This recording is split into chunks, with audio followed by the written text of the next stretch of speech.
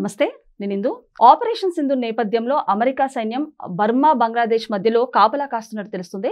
మరి దీని గురించి మాట్లాడడానికి మనతో పాటు సీనియర్ జర్నలిస్ట్ జగదేవ్ గారు ఇప్పుడు మనతో ఉన్నారు. నమస్తే సార్. నమస్తే సార్. ఇప్పుడు చూసుకుంటే అంటే ఆపరేషన్ సింధు నేపథ్యంలో మరి అమెరికా సైన్యం బర్మా, బంగ్లాదేశ్ మధ్యలో కాపలా కాస్తున్నట్టు తెలుస్తుంది. అసలు ఏం జరిగింది సార్?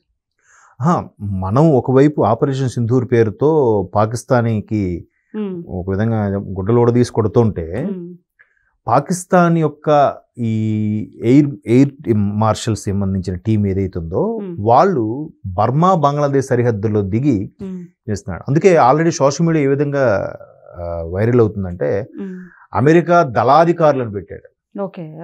దళాది అంటే ఈ మధ్యలో దళారులు ఉంటారు కదా, లేనిపోని క్రియేట్ చేసి ఈడి మీద ఆడి మీద కొంచెం అగ్గిరాజేసి పచ్చగడ్డ వేస్తే బగ్గుమనేలాగా. అంటే అసలు దళారీ వ్యవస్థకి పెట్టిందే పేరు అమెరికా అవడమ్మా.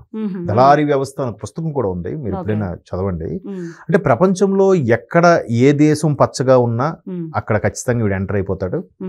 వాడు డెవలప్ అవ్వకూడదు. పచ్చగా ఉన్నవాడు డెవలప్ అయిపోతాడేమో, మన చెప్పు చేతుల నుంచి దాటిపోతాడేమో, నా పెద్దరికం, నా పెద్ద తరహా, నేను అగ్రరాజ్యం, ప్రపంచ పెద్దన్న దేశంగా వెలుగుతున్నాను, నేను ఎవరి మీదైనా ఆక్షన్లు విధిస్తాను అనే ఖండకావరంతోనే ఉన్నాడు. ఈ రోజుకి వస్తుంది, ఆ టైం కూడా వస్తుంది, కంగారు పడదు. ఎందుకంటే రవి అస్తమించిన బ్రిటిష్ సామ్రాజ్యం అని విర్రవీగిన బ్రిటిష్ వాళ్ళు ఈ రోజు ఏమైంది, వాళ్ళని వాళ్ళు పరిపాలించుకోవడానికి బ్రిటిష్ అనేవాడు లేడు.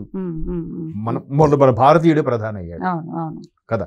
సో అలాగా ప్రపంచ దేశాలు అందరూ కూడా అక్కడికి వెళ్ళి అజమాయిష్ చేస్తున్నారు. ఈ రోజు ప్రపంచంలో నెంబర్ 1 కంట్రీ అంటే అమెరికా అని చెప్తారు, కానీ ఇంగ్లాండ్ అని ఎవరు చెప్పరుగా. సో ఆ టైం అయింది. ఇప్పుడు ఇంకా అమెరికా టైం కూడా అవుద్ది, కాకపోతే వేచి చూడాలి. మనం నెక్స్ట్ జనరేషన్ అయినా చూస్తారేమో. ఇప్పుడు వీడేం చేస్తాడు, ప్రతిదీ మేమే, మాదే ఆధిపత్యం కొనసాగాలని ఒకవైపు పాక్కి, ఇంకోవైపు ఇండియాకి ఫోన్లు చేసి సీజ్ ఫైర్ ప్రకటించండి. ఎందుకంటే వాళ్ళ మీద మన మీద ప్రేమ కాదు, కొట్టుకు చేస్తే అబ్బా వీళ్ళిద్దరు ఎవరు చేస్తే అడవి సపోర్ట్ ద్వారా అనుకునేవాడాడు. అంటే మీరు అన్నట్టు ఒక పక్క పాకిస్తాన్ కి ఆయుధాలు సప్లై చేస్తూనే ఇంకో పక్క సీజ్ ఫైర్ ప్రకటించాడు. ఆయుధాలు ఎందుకు సీజ్ ఫైర్ ప్రకటించాడు? ఆయుధాలు ఇచ్చి ఆడు ఫెయిల్ అయ్యాయంటే వాడు మార్కెట్ దెబ్బతింటుంది, వాడు షేర్ మార్కెట్ దెబ్బతింటే. ఇప్పటికే అమెరికా కూడా అప్పుల్లో ఉంది, మీకు తెలుసా ఎవరికైనా? అమెరికా కూడా ఎవరికి తెలియదు చాలా మంది. ఆ అప్పులు పోడ్చడానికే వాడు నానా నాటకాలు, నానా ఇది చేస్తున్నాడు. అసలు వాడి మీద ఎంత సుంకము, వీడి మీద అది ఆంక్షలు విధించడము, చైనా మీద 130%, 250%, మన మీద ఒక 26%. ఎందుకు అనుకుంటున్నారు? ఆ అప్పులు కవర్ చేయడానికి బిల్డప్. అది చెప్పడు, బట్ ఎవరికి తెలియదమ్మా. ఇవాళ రేపు అందరూ ప్రపంచం గుప్పిట్లో ఉంటుంది, ప్రతి ఒక్కరికి కూడా. ఫోన్ల ద్వారా, శాటిలైట్ ద్వారా అన్ని విషయాలు కూడా దాచాలనుకున్న కూడా దాగు. ఇప్పుడు మొన్న ఎలక్షన్స్ ముందు కూడా మీకు లాస్ట్ ఇయర్ భారతదేశంలో ఎన్డీఏ కూటమి మరలా రాకుండా ఉండడం కోసం ప్రపంచంలో ఒక అగ్రదేశం ఇక్కడున్న ప్రతిపక్షాలకి ఎంతో ఫండింగ్ కూడా చేసిందని ఆ మధ్యన వార్త వచ్చింది, మీరు చూసారో లేదు? వేరే దేశం మన దేశంలో ఎన్డీఏ రావడానికి, ఎన్డీఏ రాకుండా ఉండడం కోసం. ఎందుకు? ఇప్పుడు మీరు ఇంతకుముందు మీరు నిన్న ఇప్పుడు టాపిక్ లో మాట్లాడుకున్నప్పుడు నిజంగా ప్రధాని మోదీ గారు లాంటి వాళ్ళు ఉండడం ఇలాంటి సందర్భాల్లో చాలా గర్వంగా అనిపిస్తుంది సార్ మాట్లాడుకున్నప్పుడు. సో అట్లాంటివి వస్తే మళ్ళీ భారత్ డెవలప్ అయిపోతుంది కదా. అంటే వీళ్ళకేం సంబంధం సార్? యాక్చువల్ గా చూసుకుంటే వేరే దేశం అది. అవునమ్మా, వాడికన్నా ఎవడు గొప్పవాడు అవ్వకూడదు. ఇప్పుడు అదేదో రంగస్థలం సినిమాలో చూసారా, సర్పంచ్ ఎదురుగా వాడి ఇంటి ఎదురుగా చెప్పులు వేసుకుని కూడా ఎవడు నడవకూడదు. ఎవడు కూడా తీసి నడుము కట్టాలి, ఈ దాన్ని ఏమంటారు, టవల్ తీసి నడుము కట్టాలి తప్ప ఎదురుగా భుజం మీద కూడా వేసుకోకూడదు. అట్లాంటి ఖండకావరంతో ఉన్నవాడు అమెరికా వాడు. అంటే ఎంత జెలసీ తోటి ఎక్కడ అభివృద్ధి చెందిపోయి ఎన్డీఏ వస్తే ఎక్కడ మంచిగా ఉంటారని చెప్పేసి. ఎస్. ఇప్పుడు బంగ్లాదేశ్ మీద ఎందుకు వచ్చిందంటే, బంగ్లాదేశ్ మీకు సపోర్ట్ గా ఉంటాము, మీద ఆల్రెడీ అక్కడ పౌరులు చెలరైపోతున్నారు, మీకు సపోర్ట్ గా ఉంటామని చెప్పి మెల్లిగా వచ్చాడు. వచ్చి అటు బర్మా మీదకి కూడా మేము ఇక్కడ ఉన్నాం, మీ సంగతి తేలుస్తామరా అన్నట్టు వాళ్ళకి చిన్న జర్క్ ఇచ్చాడు. అప్పుడు బర్మా వాడు ఏమనుకుంటాడు, అదే మయన్మార్ వాడు, అరే బంగ్లాదేశ్ వీడికి సపోర్ట్ ఇచ్చాడు, వీళ్ళు కొట్టుకు చావాలి, వాడు కాన్సెప్ట్ అది. మరోవైపు బర్మా మీదుగా చైనా వాడు బంగ్లాదేశ్ లో ఎంటర్ అవుతాడేమో అని అదొక భయం అమెరికా వాడు. ఇప్పుడు అక్కడ ఏదో ఏదో సంథింగ్ దీవి ఉంటుందట. బంగ్లాదేశ్ ప్రతి దేశానికి 12 ఏరోనాటికల్ మైల్స్ పరిధిలో ఉండే భూభాగం అంతా వాళ్ళు, ఆ సముద్ర భాగం అంతా వాళ్ళ దాంట్లోకి వస్తుంది. సో అలాగా 12 ఏరోనాటికల్ మైల్లో ఉండే ఆ భూభాగం ఏదైతే ఉందో ఒక సెయింట్ ఏదో చిన్న దీవి. ఆ దీవి గతంలో ఎప్పుడు అమెరికా వాడు బంగ్లాదేశ్ని అడిగాడట మాకు ఇచ్చేయండి. ఎందుకు? ఆ దీవి పక్క నుంచి ఉండే సందులో నుంచే ఆ బే ఆఫ్ బెంగాల్ నుంచి షిప్స్ వెళ్ళడానికి, ఒకవేళ చైనా వాడు ఏమైనా అటాక్స్ చేస్తే ఆ మార్గం గుండా వస్తే వీళ్ళు అక్కడ ఆగి వాడి మీద అటాక్స్ చేయొచ్చు అనే ఉద్దేశంతో అడిగారంట. ఆవిడ ఇంతకుముందు ఎవరైతే అమెరికా అధ్యక్షురాలు, ఆవిడ మొన్న దేశం విడిచి మన భారతదేశంలో వచ్చి తలదాచుకుంటుంది కదా, ఆవిడకి ఇప్పుడు ఆవిడ స్టేట్మెంట్ ఇచ్చింది, నేను గాని ఆ దీవిని అమెరికాకి ఇచ్చేస్తుంటే నేను ఇప్పటికీ అధ్యక్షురాలుగా కొనసాగేదాన్ని, అది ఇవ్వకపోవడం వల్ల అయింది. అంటే అమెరికా దళారీ వ్యవస్థ అంత దారుణంగా ఉంటుంది. వాడు ఎక్కడ పడితే అక్కడ చిచ్చు పెడతాడు. వాడికి ఆ భూభాగం కావాలి, లేదా వాడికి ఆ భూభాగం పక్కన ఉండే చిన్న కాలువ కావాలి, దాని పరంగా వాడు యుద్ధ విమానాలు షిప్స్ ట్రావెల్ చేయడానికి అనువుగా ఉండాలి. ఈయన ఎవడు ప్రశ్నించకూడదు. ఇప్పుడు ఉక్రెయిన్ ఎందుకు వచ్చింది అనుకుంటున్నారు? రష్యా యుఎస్ఎస్ఆర్ సమాఖ్యతో ఉన్న ఉక్రెయిన్ దేశం ఇందులో ఉన్నప్పుడు మీరు విడిపోతే విడిపోండి ఈ సమాఖ్య నుంచి, కానీ అమెరికాకు మాత్రం మీరు ఎంటర్టైన్ చేయొద్దు అని చెప్పి రష్యా చెప్పింది ఉక్రెయిన్. ఇది మా భూభాగం, మాగించుకుంటాం, నీకేం నొప్పి అన్నట్టుగా వీళ్ళు మాట్లాడారు. మాట్లాడితే రష్యా వాడు ఊరుకుంటాడా?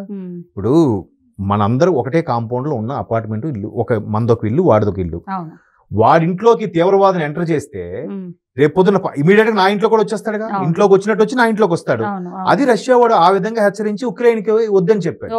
ఉక్రెయిన్ వాడు మాత్రం నేను అమెరికా గనులు తవ్వుకోవడానికి ఛాన్స్ ఇస్తాను, లేదా అమెరికా సైనికులు రావడానికి ఛాన్స్ ఇస్తాను అన్నాడు. నువ్వు చెప్పిన మాట వింటావా వినవా అని అడిగాడు. విన్నన్నాడు. అమెరికా అంటుంది కదంటే చెలరైపోయాడు. ఏమైంది? నష్టపోయాడు. సో సార్ ఇప్పుడు మనం చూసుకుంటే ట్రంప్ మొన్న చూసుకుంటే ఆల్రెడీ టారిఫ్ అయితే విధించారు. దానికి సంబంధించి భారత్ కూడా మళ్ళీ కొన్ని ఎగుమతి దిగుమలపై కూడా టారిఫ్ విధించారు. మరి ఈ నేపథ్యంలో ఇవాళ కూడా కొన్ని సంచలన వ్యాఖ్యలు చేశారు. అంటే యాపిల్ ఫోన్స్, అంటే అమెరికాకి సంబంధించిన యాపిల్ ఫోన్స్ కూడా ఇండియాలో బంద్ చేయాలంటూ కూడా, ఎలాంటి ఇన్వెస్ట్మెంట్స్ కూడా చేయొద్దంటూ కూడా నేను ఇవాళ సంచలన వ్యాఖ్యలు చేశారు ట్రంప్. సో ఏ విధంగా చూడొచ్చు సార్? అది మేకపోతే గాంభీర్యం, అలా చేస్తాడు. ఇప్పుడు అది అయిన తర్వాత కూడా అరబ్ స్టేట్ ని ఎవడో కలవడానికి వెళ్ళాడు. అక్కడ కూడా ఏం చెప్తున్నాడు, నేను ఫోన్ చేయడం వల్ల ఇండియా పాకిస్తాన్ సీజ్ ఫైర్ ప్రకటించారని చెప్తున్నాడు. ఏది మన వాళ్ళు ఆపరేషన్ సింధూర్ 2.0 స్టార్ట్ చేసిన తర్వాత కూడా బయటకు చెప్తున్నాడు. ఎవరికి తెలియదు. అంటే అది అమాయకత్వమా లేదంటే మూర్ఖత్వమో తెలియట్లేదు. అంటే కేవలం వాళ్ళ ఆధిపత్యము, వాళ్ళ యొక్క పరపతి కొనసాగడం కోసం ఎవరినైనా పావులుగా వాడుకుంటాడు, ఎవరినైనా నోటుకొచ్చినట్టు మాట్లాడతాడు. ఇప్పుడు ఇంతకు ముందు గడాఫీ లాంటి వ్యక్తిని చంపేశారు, అంతకుముందు ఇరాక్ సద్దాం హుస్సేన్, అట్లాంటి వాళ్ళు కూడా ఎందుకు చంపేశారంటే ఇదే కారణం. ఏమో వీళ్ళు చెలరైపోతున్నారు, మనకన్నా గొప్ప వాళ్ళు అయిపోతారు అనే ఉద్దేశంతో ఎక్కడికక్కడ చిచ్చు పెడుతుంటుంది. ఇప్పుడు బంగ్లాదేశ్ లో కూడా ఆవిడ అధ్యక్షురాలు ఏదైతే భయపడి ఇక్కడికి వచ్చేసిందో ఆవిడ అదే చెప్పింది. వాళ్ళు అడిగినట్టు, అమెరికా వాళ్ళు అడిగినట్టు ఆ సెయింట్ జాన్ ఏదో దీవి ఉంటుంది, ఆ దీవిని గడిచేస్తుంటే నేనే అధ్యక్షురాలుగా కొనసాగేదాన్ని. నేను ఎప్పుడైతే ఇవ్వలేదో ఇంకా ప్రజల్లో ప్రతిపక్ష పార్టీలో చిచ్చు రేపి మొత్తం. ఇప్పుడు ఎవరైతే ఉన్నాడో ఆయన పేరు యూసఫ్ ఖాన్, తాత్కాలిక అధ్యక్షుడు, ఆయన మళ్ళీ అమెరికాకు ఫేవర్ అంట ఆయన. అందుకే వాడిని అటు చేసి ఇటు చేసి వాడిని పెట్టారు. అంతెందుకమ్మా, ఇంకో బెస్ట్ ఎగ్జాంపుల్ చెప్తాను. తంబి ఎఫెక్ట్ అంటే రాకెట్రీ అనే సినిమా వచ్చింది, మీరు చూసారో లేదో చూడండి. అందులో ఆ తంబి అతను మనకి ఇప్పుడే కాదు 70s లోనే పిఎస్ఎల్వి టెక్నాలజీతో, లేదంటే రాకెట్ ని జిఎస్ఎల్వి టెక్నాలజీతో మనమే సొంతంగా శాటిలైట్లు రాకెట్లు ప్రయోగించుకునే టెక్నాలజీని ఆయా దేశాలు తిరిగి నేర్చుకొని నృత్యం చేస్తే ఎక్కడ ఆయన టెక్నాలజీతో ఇండియా డెవలప్ అయిపోద్దని ఆయన మీద లేనిపోయిన అభాండాలు వేసి కేరళ అప్పటి డీజీపీతో డబ్బులు ఇప్పించి మొత్తం ఆయనకి అవమానం చేసి తన కూతురికి తన భార్యకి ముఖానికి పేడ రాయించి అతని ఇంటి మీద అటాక్ చేసి ఆయన జైలు పాలయ్యేలా చేశారు. అది చేసింది అమెరికా. ఇప్పుడు ఆ అధికారి రిటైర్ అయిపోయి అమెరికాలో స్థిరపడ్డాడట. అంటే మన దగ్గర కక్కుర్తి ఎదవలు ఉన్నారు. రాకెటరీ సినిమా మీరు చూడండి, తంబి ఎఫెక్ట్ సంబంధించి.